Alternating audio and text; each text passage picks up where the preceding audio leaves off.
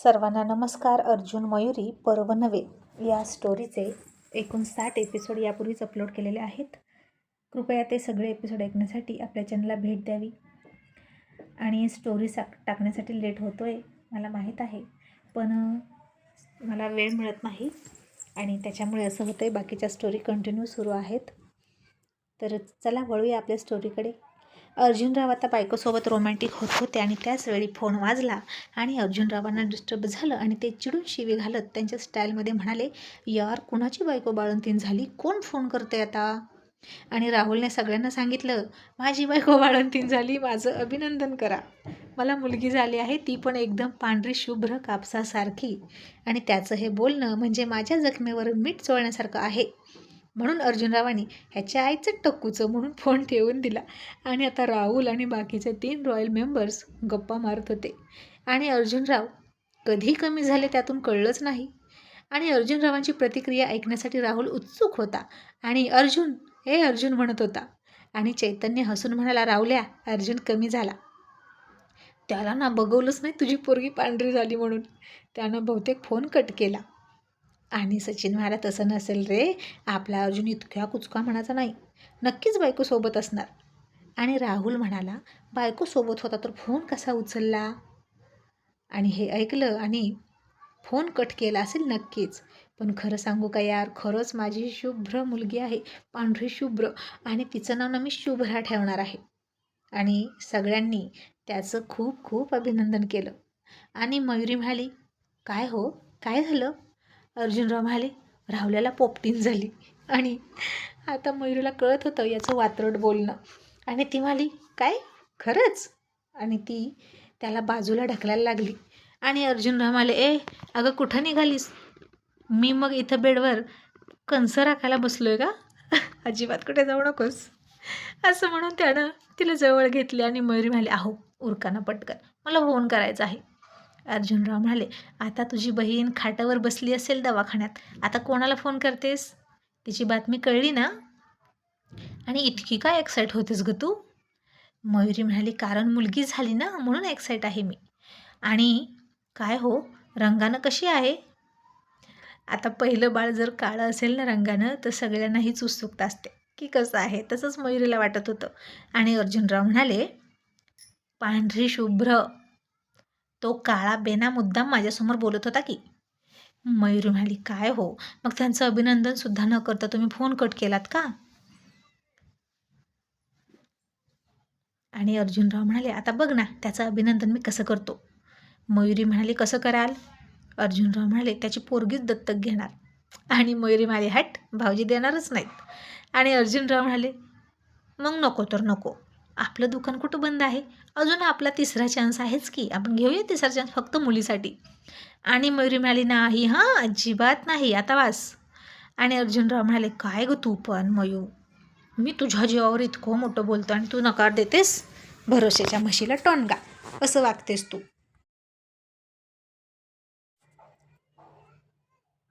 आणि ती म्हणाली, टोनगा कोणाला लावताय?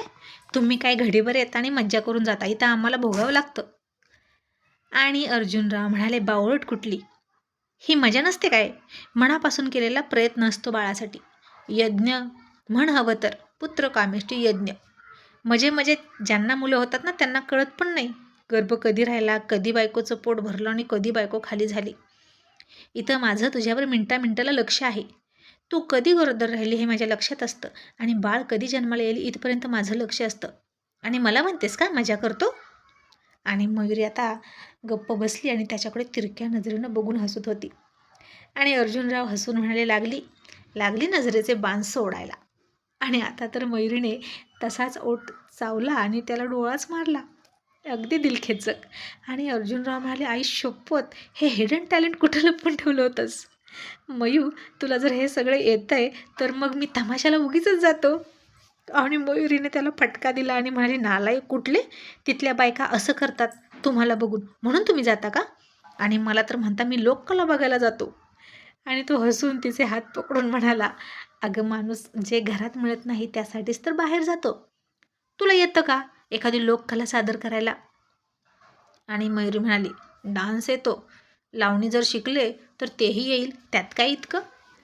आणि काय हो बंडलबाज, मी जर तुम्हाला जवळ येऊ दिलं नसतं रात्रीचं, तर तुम्ही रात्री बाहेर गेला असता का? म्हणे घरात मिळत नाही ते बाहेर शोधतो माणूस. आणि अर्जुनराव म्हणाले हो गेलो असतो. तसं तिनं त्याला फटके द्यायला सुरुवात केली. आणि अर्जुनराव म्हणाले अगं मारतेस काय? आणि ती म्हणाली जसं काही माझा हात तुम्हाला लागतोय हो ना. आणि अर्जुनराव म्हणाले तर ना, तर तू खूप नाजूक नर आहेस का, माझं नाजूक गुलाबाचं फूल. आणि आता ते मी फूल चुरगळणार असं म्हणून त्यानं तिला जवळ घेतली. आणि त्याच्या अशा बोलल्याने तिच्या अंगावर शिरशिरी उठली. आणि ती म्हणाली होय हो. आणि अर्जुनराव म्हणाले आता गप्प बस. आणि मयुरी थोडीशी चेकाळून म्हणाली अहो आज थोडंसं वेगळं काहीतरी करूया ना. आणि अर्जुनराव म्हणाले चल झाडावर. तशी मयुरी खूप हसली आणि म्हणाली इश्य, आपण काही माकडून आहोत का झाडावर जायला. आणि पुन्हा अर्जुनराव म्हणाले मी नाही माकड, पण तू नक्कीच माकडी नाही. आता गप्प बसतेस की नाही, असं म्हणून पुन्हा नव्यानं सुरुवात करत तिच्या शरीरावरून तो हात फिरवायला लागला. आणि मयुरी इतकी खुश होती, इतकी खुश होती कोमलला मुलगी झाल्यामुळे, की त्या एक्साइटमेंटमध्ये तो स्पर्श करतो आणि त्या स्पर्शाचं तिला काही वाटच ना. आणि सतत कोमलचाच विषय काढायचे. आणि अर्जुनरावाने तिला मिठीतून सोडलं आणि म्हणाले जा आई घाल तुझी. आणि तिनं त्याची मिशी ओढली आणि म्हणाले ओ अर्जुनराव, काका झाला की तुम्ही, त्याचा आनंद नाही का? आणि अर्जुनराव म्हणाले आधी मला नवरा म्हणून काहीतरी करू दे. एका रात्रीत किती वेळा मूड घालवतेस. एकतर आधीच राहुलमुळे मूड घालवला, आता तू अशी करतेस. आणि ती हसून म्हणाली तुम्हाला काही बायको भेटत नाही का हो, जे इतके आदर्शासारखे करताय. अर्जुनराव म्हणाले बायको भेटायला काय गे, चिक्कार भेटतात की, पण तू भेटत नाहीस. जवळ दिसतेस पण मनापासून भेटत नाही. आणि आता गप्प म्हणजे गप्प असं म्हणून सरळ तिच्या तोंडामध्ये तोंड घातलं आणि तिचे ओठ दाताने ओढत होता. आणि मयुरी म्हणाले अहो दुखतं ना, थोडंसं हळू. आणि अर्जुनराव म्हणाले मी तर अजून काही केलंच नाही, गृहप्रवेश कुठं झाला आहे अजून. आणि मयुरी हसून म्हणाली आता किती वेळा गृहप्रवेश कराल. आणि चावट अर्जुनराव म्हणाले गृहप्रवेश कितीही वेळा करू दे, पण गृहशांती होत नाही, हो ना बायको. आणि ती खूप लाजली. आणि मग त्याने तिच्या ओठांचा समाचार घ्यायला सुरुवात केली. आणि तिचं शरीर जिथं तिथं हाताने कुस्करत होता. दोन्ही मुलं गाढ झोपली होती. आणि अर्जुनराव मयुरीच्या अंगावर येऊन तिच्या हातामध्ये हात घालून तिच्यावर प्रेमाचा वर्षाव करत होते. मग प्रसन्न अशी सकाळ झाली. अर्जुनराव अजूनही झोपलेलेच होते. थंडीचे दिवस होते ना, आणि त्यामुळं अजूनही झोपले होते. मुलंही झोपली होती. आणि मयुरी म्हणाली अहो उठा ना. आणि तो लगेच उठून बसला. आणि मयुरी म्हणाली काय तुम्ही पण नुसते लोळत होता ना, आणि मी उठा म्हणायची वाट बघत होता की काय. आणि अर्जुनराव म्हणाले मग आता ठरवलंय बायकोचं सगळं ऐकायचं. सगळं म्हणजे सगळं. मयू झोप म्हण ना, बघ किती छान झोपतोय मी. आणि ती हसली आणि म्हणाली बरं झोपा. आणि सॉरी लगेच खाली लुडकली. आणि मयुरी म्हणाली अहो आता मला घेऊन झोपा. आणि अर्जुनराव गप्पच बसले. आणि मयुरी म्हणाली का आता हे नाही का ऐकू येत माझं.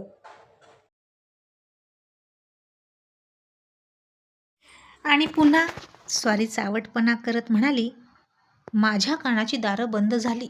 आणि आता तिनं हाताला पकडलं आणि म्हणाली उठा उठा आणि याला जवळ घ्या, असं म्हणून बाळाला दूध पाजून बाजूला केलं आणि त्याच्याजवळ दिला.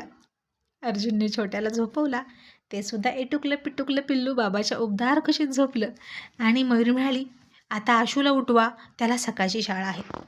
आणि अर्जुनराव आता उठले आणि आशूकडे गेले आणि म्हणाले ए बाळा उठ, स्कूलमध्ये जायचं. आणि आता आशू झोपेत होता, पण पहिल्या हाकेला उठला आणि पेंगत पेंगतच बेडवर बसला. आणि त्याच्या टपोऱ्या डोळ्यांनी एकदा अर्जुनरावांकडे बघितलं आणि त्याची ती अवस्था बघितली. आणि अर्जुनरावांनी ब्लँकेट घेतलं, त्याला कुशीत घेतलं आणि म्हणाले आय घालू दे शाळा, काय शिकल ते शिकल, पण झोप महत्त्वाची, ये झोप, असं म्हणून त्यालाही कुशीत घेऊन झोपले थंडीचं. आणि तिनं डोक्यावर हात मारला आणि म्हणाले आता काय करावं तुमचं. आणि अर्जुनराव ब्लँकेटमधून तोंड काढत म्हणाले तू पण ये, चादरीतली गंमत करू. आणि ती हसून निघून गेली. मग आता असेच काही दिवस गेले आणि एक दिवशी कशाच्या तरी निमित्तानं मयुरीने सोन्याच्या बांगड्या घातल्या. त्याच्यामध्ये हिरव्या घातल्या आणि खूप सुंदर दिसत होते तिचे हात. अर्जुनरावांनी तिचे हात हातात घेतले आणि आशूला म्हणाला, चल फोटो काढ आमचा. आणि फक्त त्या हातांचाच फोटो काढला. खूप सुंदर दिसत होती ती हातांची जोडी, त्याच्या हातात तिचे हात आणि त्या आणि मयुरीने तोच फोटो स्टेटसला ठेवला आणि त्यात गाणं लावलं, स्वर्ग हा नवा वाटतो हवा, साथ ही तुझी जणू उन्हात चांदवा. आणि ते फोटो बघून तिला खूप लाईक आल्या. रॉयल बॉयजने अर्जुनरावांना चिडवायला सुरुवात केली आणि म्हणाले, अर्जुन असला काय स्वर्ग दाखवतो रे तू बायकोला, बोल की भाड्या, ती तर तुझ्या प्रेमात पागलच दिसते. गाण्याच्या चॉईसवरूनच कळतं की मूड काय आहे. आणि अर्जुनराव म्हणाले, मग तुम्हाला नाही का जमत दाखवायला तुमच्या बायकोला स्वर्ग. आणि चैतन्य म्हणाला, आमच्या बायकोला तर फक्त फॅनच दिसतो आणि फॅनला गळफास घेतलेले आत्महत्या केलेले मुर्दे. आणि मग ते स्वर्गात गेले आणि ती केस आणि तो तपास, तसे सगळे खूप हसले. आणि राहुल म्हणाला, पण एक गोष्ट नक्की, आता 2 मुलं झाल्यावर प्रेमाची तिसरी इनिंग सुरू झालेली दिसते अर्जुन तुमची. आणि या इनिंगमध्ये मयुरी वहिनी ॲक्टिव्ह वाटते. आणि अर्जुनराव हसून म्हणाले, मग तर माझ्यासाठी हे चांगलंच आहे, पण ती माझ्यामुळेच इतकी ॲक्टिव्ह झाली एवढं लक्षात ठेवा, नाहीतर लग्न झाल्यावर लाजाळूचं झाड कसं लाजायचं माहीत आहे ना. आणि आत्ता खरं बायको रंगात आली म्हणायला हरकत नाही, आणि संसारामध्ये काय रंगत येईल हे सांगायलाच नको. आणि सचिन म्हणाला, पण वहिनींच्या गाण्यांची चॉईस ना एकदम रॉयल असते, एकदम सात्विक वाटतं. आणि अर्जुनराव म्हणाले लगेच, वहिनी कोणाची चॉईस आहे, आपणच आणली ना चॉईस करून. आणि आता इतक्यात अभि आला आणि म्हणाला, काय चाललंय तुमचं. आणि चैतन्यराव म्हणाले, ये तुलाच नाव ठेवत होतो. आणि अभि म्हणाला, कुत्र्या तुला दुसरं काही काम नाही का रे. आणि मग चैतन्य म्हणाला, अर्जुन आधी तुझ्या पोराचं काय नाव ठेवतोस ते सांग, आणि सचिनची पार्टी झाल्यानंतर तुझ्या पोराची पार्टी आहे बरं का, आणि मग राहुल तुझ्या शुभ्राची पार्टी. आणि राहुल म्हणाला, मी काय म्हणतो, मी पार्टी देतो पण इथे नको ना, आता कोल्हापूरमधली सगळी हॉटेलं जुनी झाली यार, आता आपण नवीन ठिकाणी जाऊया. सचिन म्हणाला, मलाही तसंच वाटतं, आपण जरा लांब लांब फिरायला शिकूया की. आणि एकमताने ठरलं, इकडे वेरूळच्या लेण्या वगैरे बघायला जायचं. आणि सगळ्यांनीच हा प्रस्ताव उचलून धरला आणि गेले सगळे फिरायला. आणि तिथल्या लेण्या वगैरे बघून झाल्या, शेवटी सगळेच पैठणमध्ये आले आणि पैठणला गेले. आणि मयुराणीसाठी तिथला कुंतलगिरी पेढा घेतला आणि तिथं जाऊन पैठणला गेले आणि पैठणी नाही आणली मयुराणीसाठी. असं कधी होईल का. अख्ख्या भारतामधल्या साड्या तिच्याकडे असाव्या असं वाटायचं अर्जुनरावांना. आता दुकानात गेले आणि अर्जुनरावांनी तिला व्हिडिओ कॉल केला आणि म्हणाले, बोल पटकन, तुला कोणती पैठणी पसंत आहे. आणि ती म्हणाली, अहो नको कशाला, इथे घेतल्या आहेत की पैठण्या, त्यात काय तिथली आणि इथली. आणि अर्जुनराव म्हणाले, रडकी भागूबाई रडली. तुला आणायचं की नाही ते विचारलं नाही, पटकन सांग, नाहीतर माझ्या मी चॉईस ना आणतो, तुला नाही अक्कल.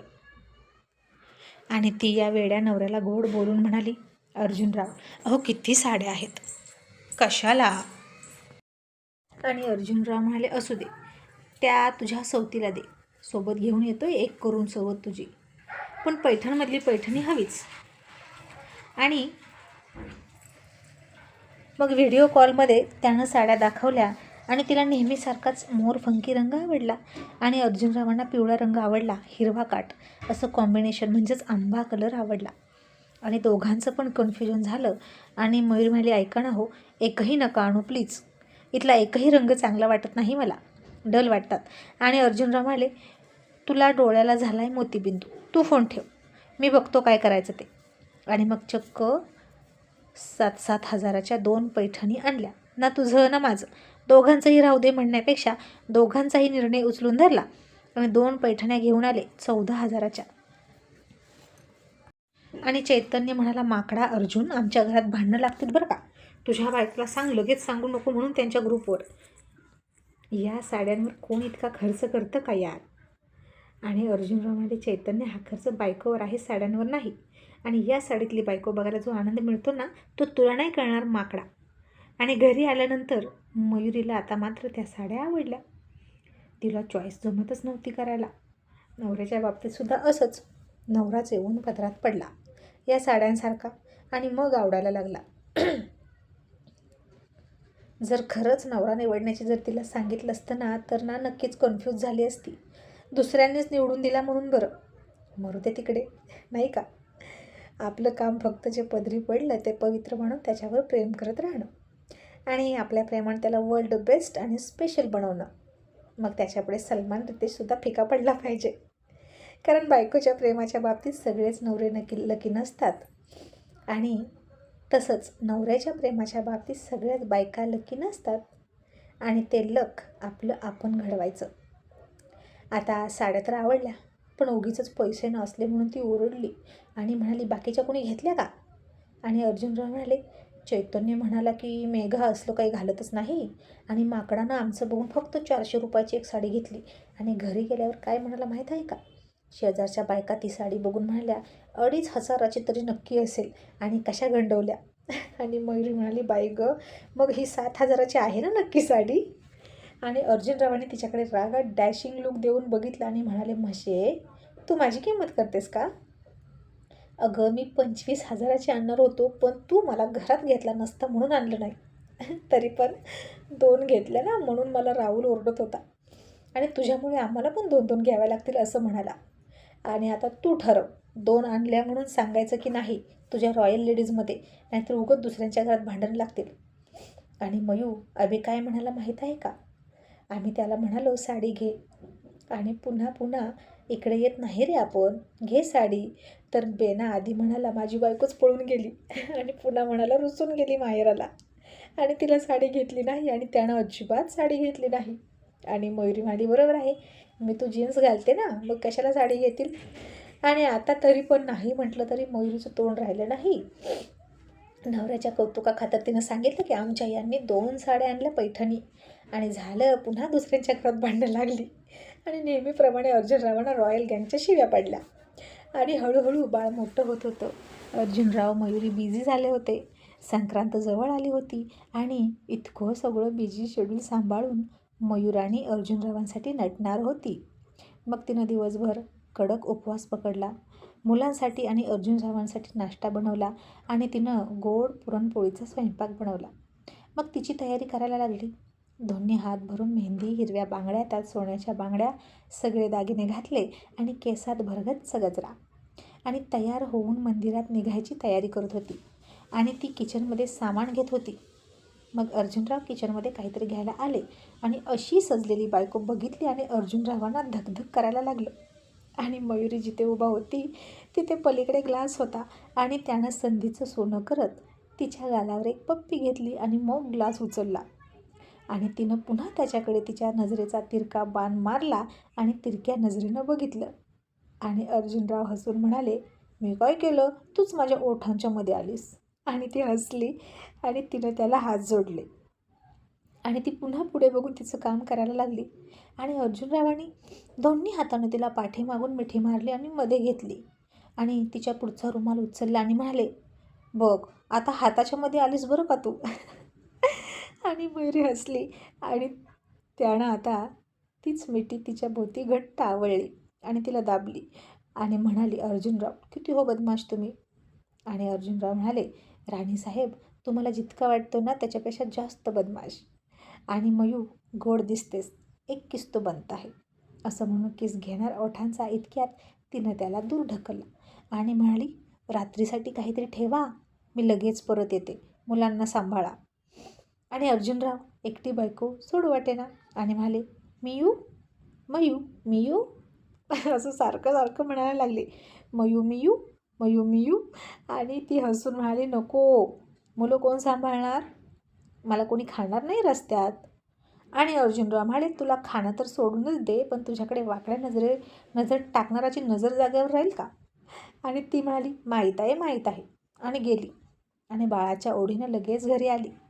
तिचं ते कुंकवानं लाल झालेलं कपाळ आणि भांगामध्ये भरलेलं कुंकू अतिशय सुंदर दिसत होती मयुरी. आणि मयुरीच काय, आजच्या दिवशी या सौभाग्याच्या लेण्यांची उधळण करून प्रत्येकच स्त्री सुंदर दिसते. आणि मग ती आली आणि अर्जुनरावांना म्हणाली, असे समोर या. आणि स्वारी लगेच आली सन्मान घ्यायला. आणि मयुरी खाली बसली, त्याच्या पायावर पूर्ण डोकं टेकवलं आणि तुमच्यापासून सुरुवात आणि तुमच्याजवळच शेवट असं म्हणाली मनातच आणि त्याला नमस्कार केला पायावर डोकं ठेवून. आणि हे तिचं नेहमीचं होतं. आणि चावट अर्जुनराव म्हणाले, मयू दर्शन घेतलं, आता घंटा वाजव माझी. आणि बाई गं, मयुरी खूप हसली आणि दोन्ही हात त्याच्या हातात दिले आणि त्यानं तिला उठवली, मिठीत घेतली. आणि आता समोर आशू होता, तरी आता त्याला कोण खातं. आणि अर्जुनरावांनी मयूराणीच्या गालाचा गोड गोड पापा घेतला. आणि मयुरी लाजून म्हणाली, आगाऊ कुठले,